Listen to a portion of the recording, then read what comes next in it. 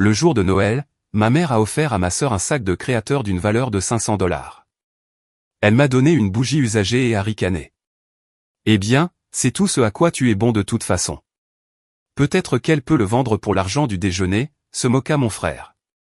J'ai tranquillement posé la bougie sur la table et je suis sorti. 1 heure plus tard, ma tante a éclaté en leur criant dessus. Cela s'est produit à Noël dernier, a-t-elle déclaré. J'étais assis maladroitement sur le bord du canapé du salon, faisant semblant de ne pas remarquer que ma sœur, Belle, ouvrait son 6e cadeau coûteux pendant que mon frère, Caleb, faisait des blagues à mes dépens. Maman sirotait du vin en souriant intérieurement.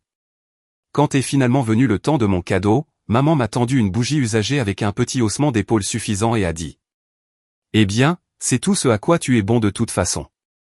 Caleb renifla et dit. Peut-être que je pourrais le vendre pour l'argent du déjeuner. J'ai posé la bougie sans un mot et je suis sorti dans la neige. Environ 1 heure plus tard, ma tante Marjorie est arrivée.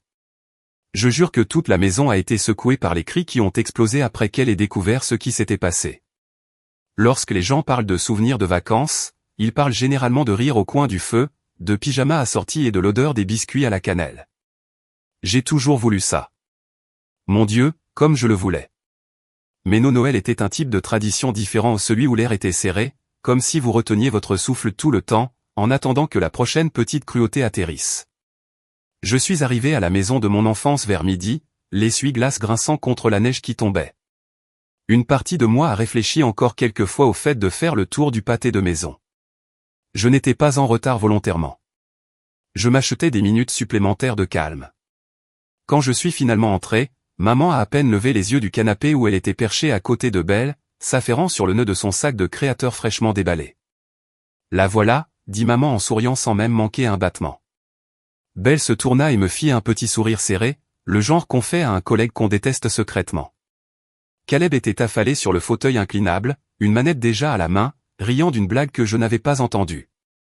J'ai soigneusement accroché mon manteau près de la porte.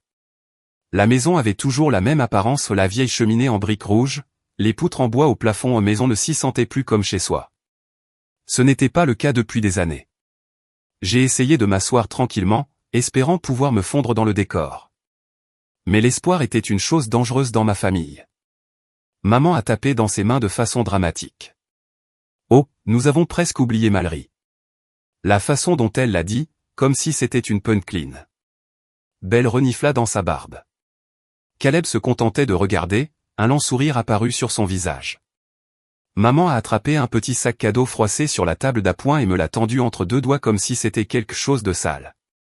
Je l'ai pris sans un mot. À l'intérieur se trouvait une bougie usagée. La mèche était noircie. La moitié de la cire a fondu. L'étiquette était déchirée, mais on pouvait encore distinguer le mot « vanille ». Eh bien, de toute façon, c'est tout ce à quoi tu es bon, dit maman en riant pour elle-même. Caleb jeta une serviette ouatée à travers la pièce. Peut-être qu'elle pourrait le vendre pour l'argent du déjeuner. Belle rit si fort qu'elle renifla, serrant son sac de créateur comme s'il allait s'envoler. Pendant une longue seconde, j'ai juste regardé la bougie posée dans mes mains. Quelque chose en moi, quelque chose que je maintenais avec du ruban adhésif et de l'espoir depuis des années, s'est finalement brisé. Je me suis levé, j'ai posé doucement la bougie sur la table basse et j'ai franchi la porte d'entrée dans la neige d'un blanc aveuglant. Personne ne m'a appelé. Pas l'un d'entre eux. Mes bottes ont craqué sur la glace. Je n'ai même pas pris mon manteau. J'étais trop abasourdi, trop engourdi d'une manière qui n'avait rien à voir avec le froid. J'avais parcouru environ la moitié de la rue avant que la Buick rouge de tante Marjorie ne s'arrête à côté de moi. Elle a baissé la vitre, me regardant avec inquiétude. « Mel, ça va ?» Je secouai la tête en me serrant dans mes bras. Je ne pouvais même pas faire sortir les mots. Marjorie fronça les sourcils et s'arrêta sur le trottoir. Sans hésitation, elle est sortie, a claqué la porte derrière elle et a enroulé son manteau autour de mes épaules. « Allez, dit-elle en me ramenant vers la maison. J'ai suivi, engourdi. Je ne voulais pas, mais mes pieds ont quand même bougé. À notre retour, la porte d'entrée était encore entr'ouverte, laissant entrer des courants d'air glacial. Personne à l'intérieur ne semblait même le remarquer. Maman versait plus de vin. Caleb allumait sa nouvelle console de jeu. Belle montrait son sac sur FaceTime. Marjorie entra comme un soldat pénétrant en territoire ennemi. « Qu'est-ce qui s'est passé ?» demanda-t-elle, assez fort pour couper le bruit. Maman leva les yeux, agacée. « Que veux-tu dire ?» Marjorie fit un geste brusque vers la bougie toujours posée sur la table basse. « Tu lui as donné ça. » Belle roula des yeux. Caleb a marmonné quelque chose dans sa barbe que je n'ai pas compris. « Tu trouves ça drôle ?» La voix de Marjorie s'éleva. « Tu penses que la traiter comme une poubelle est une blague ?» Le visage de maman se durcit. « Ce ne sont pas vos affaires. » Marjorie éclata de rire, un son aigu et laid. « Oh, c'est mon affaire maintenant. » J'ai reculé de quelques pas vers la porte, le cœur battant. Je ne savais pas si je voulais fuir ou rester. Je me sentais comme un fantôme observant mes propres funérailles. « Tu as été cruel avec elle pendant des années, » dit Marjorie, la voix tremblante. « Et pourquoi ? Parce qu'elle vous rappelle le mari qui est parti ? Parce que vous ne supportez pas de regarder la seule personne qui a réellement fait quelque chose d'elle-même sans votre aide ? » La bouche de maman s'ouvrit puis se referma. Elle était coincée et elle le savait. « Tu ne la mérites pas, » dit Marjorie, plus calme maintenant, mais toujours ferme. « Tu ne l'as jamais fait. » Pour la première fois depuis des années, j'ai vu quelque chose se fissurer dans l'expression de ma mère. Pas de culpabilité, non, elle était trop fière pour ça, mais quelque chose comme de la peur de perdre le contrôle.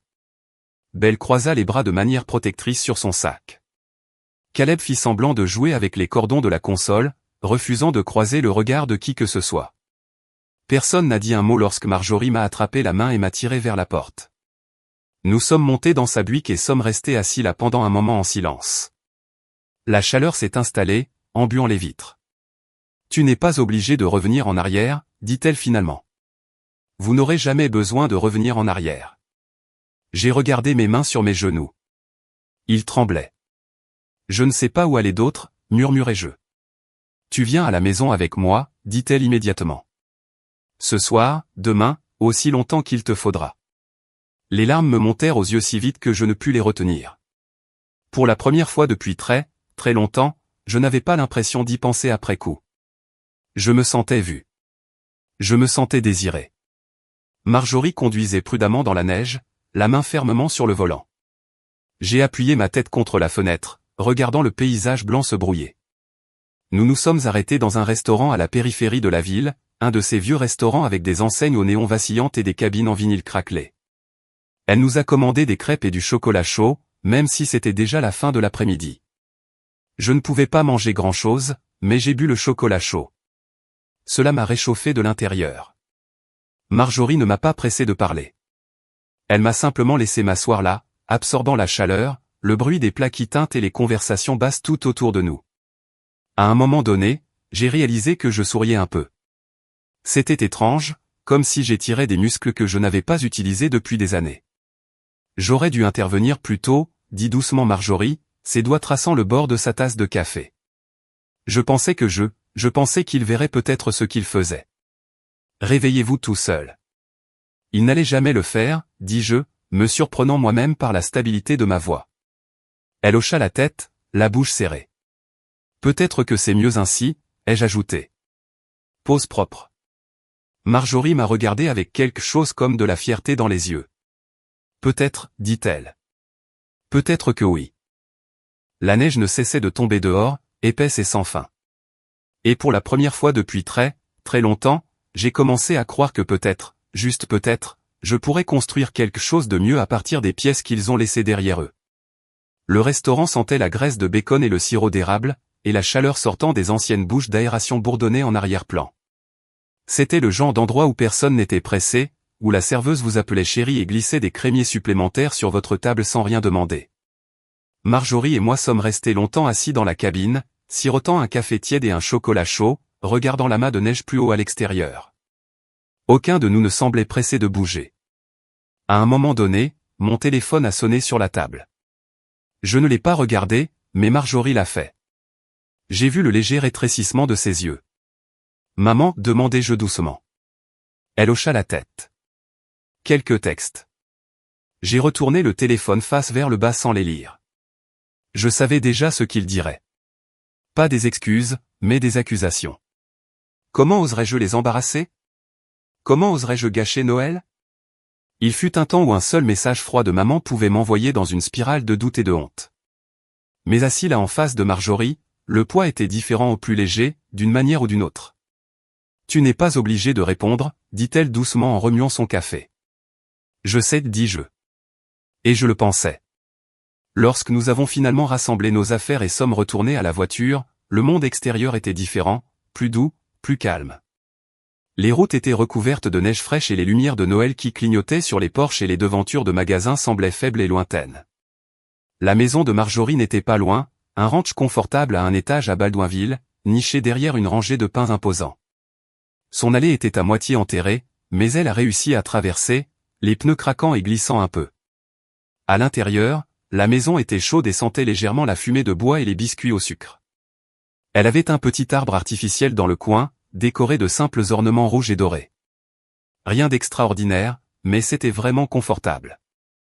Ces deux golden retrievers, Molly et Gus, ont bondi pour nous saluer, leur queue cognant contre les murs. Je me suis mis à genoux pour les serrer dans mes bras, reconnaissant pour leur amour bruyant et simple. Vous pouvez prendre la chambre d'amis, dit Marjorie en enlevant ses bottes. Ou le canapé. Tout ce que tu veux. J'ai choisi la chambre d'amis, un petit espace avec une couette faite à la main sur le lit et une fenêtre donnant sur le jardin enneigé. Il y avait une étagère remplie de vieux livres de poche et une lampe de lecture qui projetait une douce lueur jaune. Je restai assis sur le bord du lit pendant un long moment, regardant mes mains. Quelque part au bout du couloir, Marjorie a mis de la musique, d'anciens standards de Noël, et la Fitzgerald et Nat King Cole, suffisamment bas pour que cela ressemble à un bruit de fond plutôt qu'à une demande de joie. J'ai finalement enlevé mes bottes, grimaçant devant le froid et l'humidité de mes chaussettes. Marjorie frappa légèrement à la porte et m'entendit une paire en tricot épais. Je les ai faits l'hiver dernier, dit-elle avec un petit sourire. Je pensais que tu pourrais en avoir besoin. Je les ai enfilés et, pour une raison quelconque, cette simple gentillesse a libéré quelque chose en moi. J'ai pressé mes mains contre mes yeux, déglutissant difficilement face à la vague d'émotions qui menaçait de me noyer. Marjorie n'a rien dit. Elle s'est assise tranquillement dans le couloir jusqu'à ce que je sois prêt. Plus tard dans la soirée, après avoir pris une douche et emprunté un de ses vieux sweatshirts, nous nous sommes assis sur le canapé avec des tasses de thé. Molly posa sa tête sur mes genoux, ronflant doucement. Vous savez, a déclaré Marjorie, quand votre père est parti, je pensais que votre mère se montrerait à la hauteur. Je pensais qu'elle vous rapprocherait de vous, les enfants, et vous protégerait. J'ai regardé mon thé, observant les petites ondulations de ma respiration, mais elle ne l'a pas fait. Marjorie a continué. Elle s'est durcie. Elle a choisi ses favoris. Et toi? Tu étais le plus facile à blâmer. J'ai hoché la tête parce qu'il n'y avait rien d'autre à dire.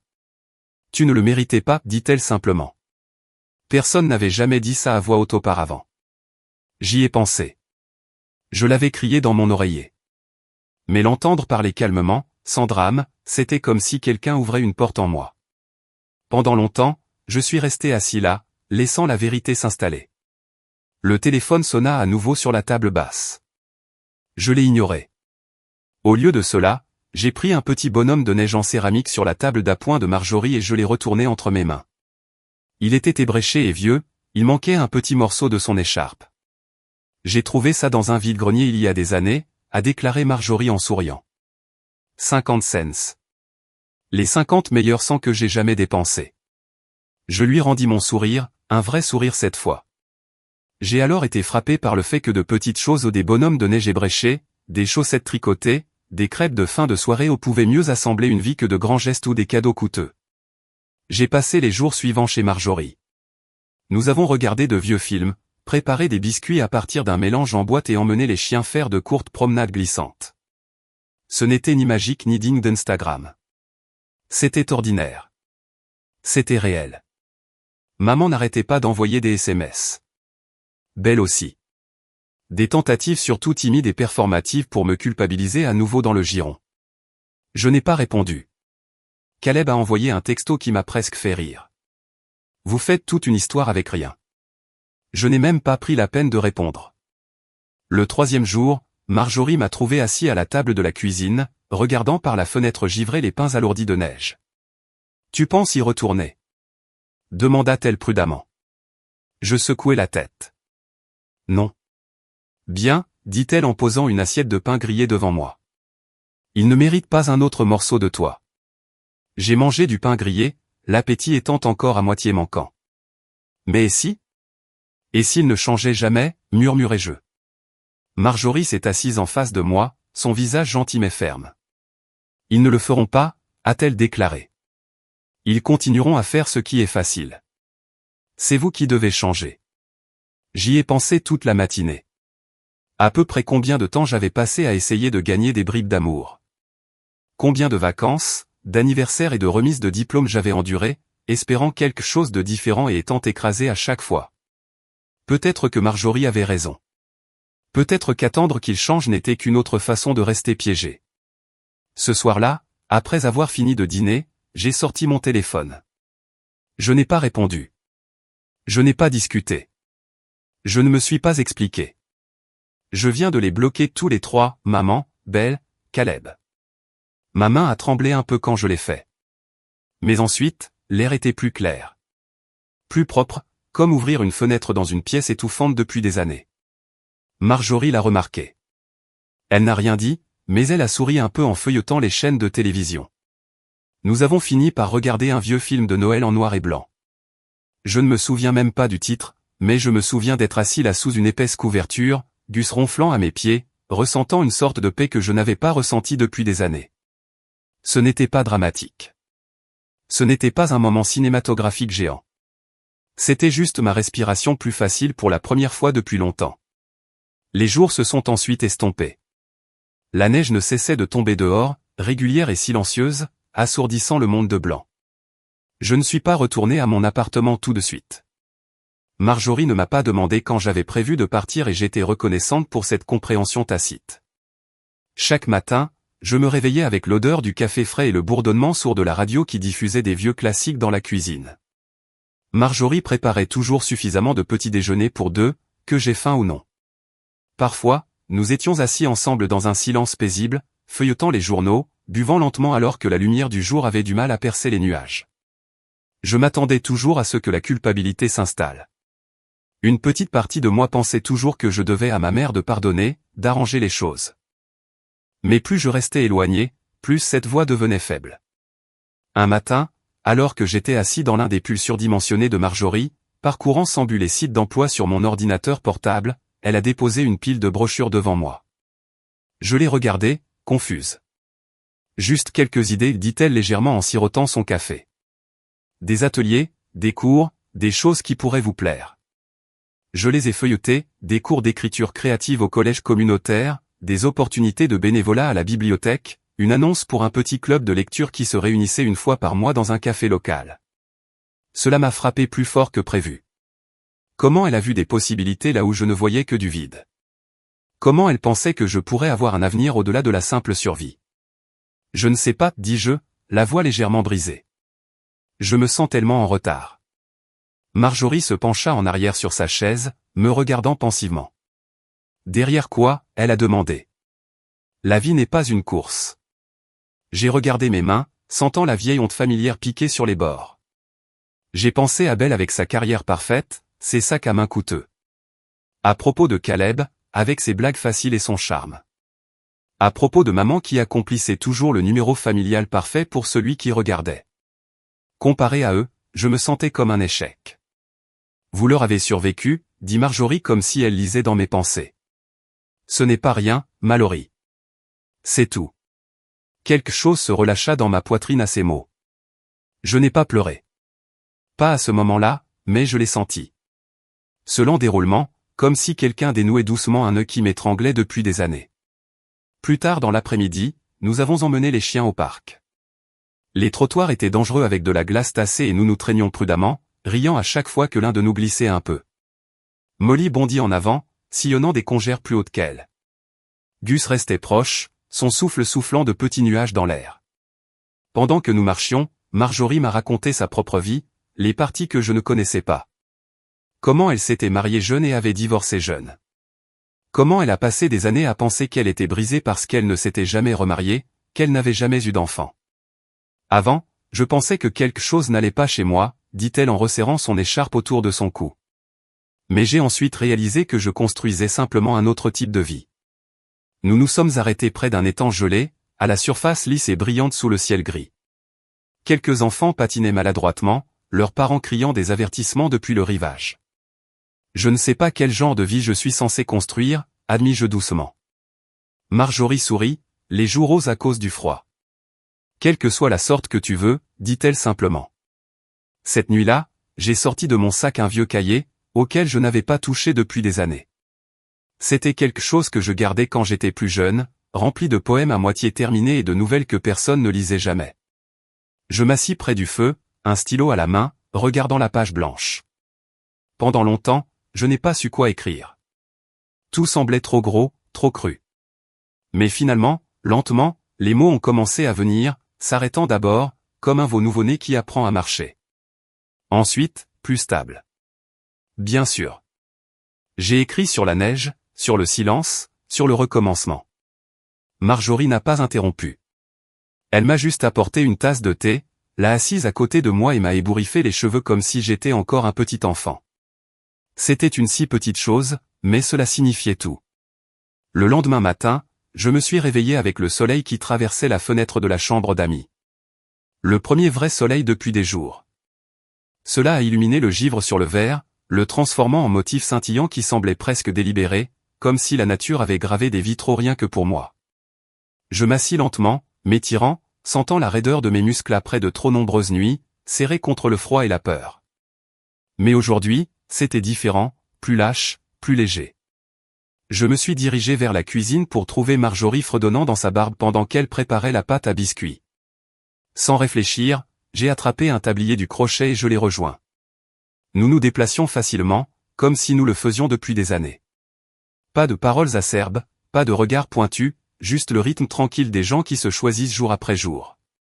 Pendant que nous travaillions, Marjorie a dit, « Tu sais, j'aurais besoin d'un colocataire si tu cherches un changement. » Je me figeai une seconde, le rouleau à pâtisserie dans mes mains planant au-dessus de la pâte.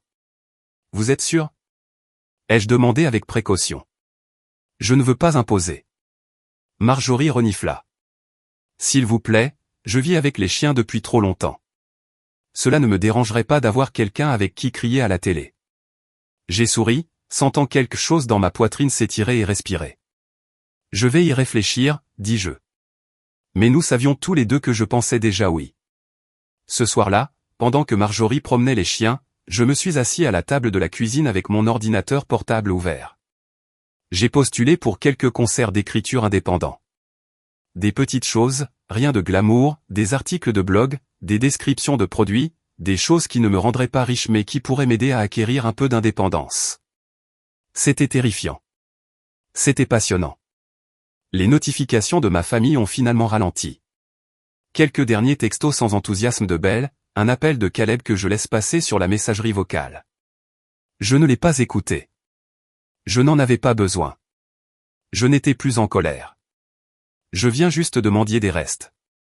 J'ai fini de me transformer en quelqu'un de plus petit juste pour m'intégrer dans leur version d'une famille. Marjorie est revenue avec les chiens, secouant la neige de ses bottes, se moquant d'un chien qui avait réussi à emmêler une branche de pin dans son collier. J'ai fermé l'ordinateur portable et je l'ai aidé à le démêler. Nous rions tous les deux si fort que nous pouvions à peine respirer. Pour la première fois depuis une éternité, je n'avais pas l'impression d'être à l'extérieur et de regarder à l'intérieur.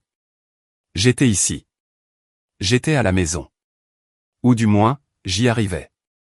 Les semaines passèrent. La neige a commencé à fondre lentement, révélant des zones boueuses en dessous. La vie à l'extérieur de la chaleureuse petite maison de Marjorie a évolué, et moi aussi. J'ai décroché quelques contrats d'écriture indépendante. De petites choses au début, des descriptions de produits pour un magasin de bougies local. Ironiquement, des articles de blog pour un site de jardinage. Rien de glamour, mais cela payait mes factures et me procurait une étrange satisfaction. Je le faisais tout seul, en construisant quelque chose à partir de rien. Marjorie et moi avons adopté un rythme facile. Nous promenions les chiens tous les soirs, préparions des dîners simples ensemble et passions des dimanches après-midi paresseux dans des friperies et de petites librairies locales. Elle n'a jamais poussé, jamais forcé, elle m'a juste laissé guérir à mon rythme. Plus je mettais de la distance entre moi et ma famille, plus les choses devenaient claires. Je n'avais pas mérité la façon dont il m'avait traité. Ni en tant qu'enfant, ni en tant qu'adulte. Et je n'allais plus les laisser louer de l'espace dans ma tête. Pourtant, une partie de moi savait que je ne pouvais pas simplement disparaître tranquillement de leur vie. Pas après tout. J'avais besoin de clôturer. J'avais besoin de leur montrer à ma manière qu'ils ne m'avaient pas brisé. Que j'avais non seulement survécu mais prospéré. Cela s'est produit quelques mois plus tard, presque par hasard. J'ai reçu un email de mon ancien lycée. Ils organisaient une cérémonie de remise de prix aux anciens élèves, ce qu'ils faisaient tous les 5 ans, honorant les diplômés qui avaient accompli quelque chose de remarquable. Marjorie m'avait secrètement nommé, énumérant le portefeuille restreint mais croissant d'articles que j'avais publiés, le travail bénévole communautaire que j'avais entrepris à la bibliothèque et même les ateliers d'écriture gratuits que j'avais commencé à organiser au centre communautaire. Le comité a adoré. Ils m'ont offert le prix pour réalisation exceptionnelle. Lorsque l'invitation officielle est arrivée par la poste, épaisse et en relief, je suis restée assise à la table de la cuisine à la regarder longuement. Ma main trembla un peu. « Tu devrais y aller », dit simplement Marjorie en posant une tasse de thé à côté de moi. J'ai hoché la tête. Je savais que je le ferais, mais je savais aussi qui d'autre en entendrait parler et à quelle vitesse la nouvelle circulerait dans notre petite ville natale. Effectivement, 2 semaines avant l'événement, ma sœur m'a envoyé un SMS. J'ai vu ton nom sur la liste des anciens élèves. Maman dit que tu vas t'embarrasser, LMAO. Je n'ai pas répondu. Le jour de la cérémonie, je me suis habillé avec soin. Rien de tapas accent grave-l'œil, juste une robe bleu marine douce, des talons bas et de simples bijoux en argent que Marjorie m'avait offert pour Noël. Quand nous sommes arrivés à l'auditorium de l'école, l'endroit était plein à craquer. Des rangées de chaises pliantes, des banderoles suspendues au plafond, des tables de café tiède et des biscuits achetés en magasin. Je me tenais à l'arrière, le cœur battant, jusqu'à ce que quelqu'un du comité me fasse avancer. Et là, à 2 rangées du devant, étaient assis ma mère, Belle et Caleb. Je ne les avais pas invités. Ils sont venus de leur propre chef, probablement en pensant qu'ils trouveraient une nouvelle façon de me rabaisser. Ensuite, maman avait exactement la même apparence. Des cheveux parfaitement coiffés, un sourire serré, des yeux déjà à la recherche de points faibles. Belle portait bien sur quelque chose de créateur. Son nez s'est relevé comme si elle sentait quelque chose de mauvais. Caleb était affalé, ennuyé et agité. Je suis passé devant eux sans un regard, sans un mot, et j'ai pris place parmi les autres lauréats. Quand mon nom a été appelé, je suis monté sur la petite scène. La directrice, une vieille femme aux yeux bienveillants et à la voix rugueuse par les années d'annonce matinale, m'a présenté.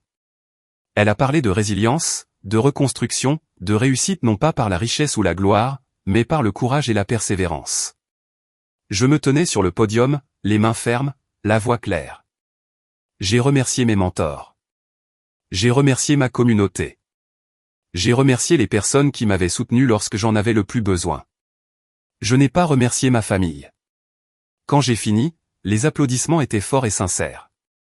Marjorie se tenait près du fond, applaudissant le plus fort de tous, les yeux brillants. En sortant de scène, j'ai aperçu le visage de ma mère. Serré, pâle, furieux. Belle lui murmura quelque chose, l'air mal à l'aise pour la première fois dont je me souvienne. Caleb détourna le regard, faisant semblant d'être absorbé par son téléphone. Il ne s'attendait pas à ce que je me lève. Il s'attendait à ce que je reste petit, brisé. Je me regarde debout, honoré, respecté. C'était une punition bien pire que n'importe quel match de cris aurait pu infliger. C'était ma revanche. Calme, permanent, irréfutable. Après la cérémonie, quelques anciens professeurs sont venus me féliciter. D'anciens camarades de classe m'ont serré la main et m'ont posé des questions sur mon travail. J'ai souri, bavardé et m'en suis imprégné. Maman a essayé de s'approcher une fois avec hésitation, mais avant de pouvoir m'atteindre, Marjorie est apparue à mes côtés. « Allez, dit-elle légèrement. Ils servent du gâteau dans le hall. » Nous sommes partis sans nous retourner. Ce soir-là, de retour chez Marjorie, nous nous sommes assis sur le canapé avec des assiettes de restes de gâteau en équilibre sur nos genoux. Les chiens somnolaient à nos pieds. Le feu crépitait doucement. J'ai pensé à tout ce que j'avais perdu et à tout ce que j'avais trouvé. Ce n'était pas parfait. Ce n'était pas la vie dont je rêvais autrefois. C'était mieux parce que c'était le mien.